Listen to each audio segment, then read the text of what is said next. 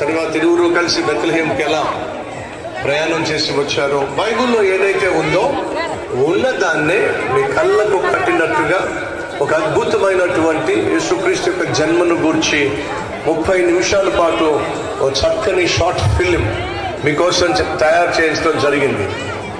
ఇలా ప్రతి ఆదివారం నేను ఏ సందేశం అందించినా ఆ సందేశం ఒక షార్ట్ ఫిల్మ్గా తీసి మీకు చూపించడం జరుగుతుంది. ఇది ప్రపంచ చరిత్రలో ఏ మందిరంలో కూడా 200 దేశాల్లో ఉన్నటువంటి లక్షల మందిరాల్లో ఎక్కడా కూడా ఇది ఇప్పటి వరకు జరగల. కానీ దేవుడు ఇచ్చినటువంటి కృపను బట్టి నాకున్న ఆశ ఏమిటంటే, మీరు విన్నదానికంటే చూసింది ఎక్కువగా జ్ఞాపకం పెట్టుకుంటారు.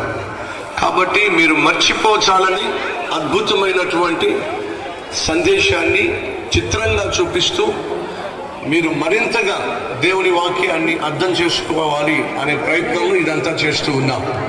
కాబట్టి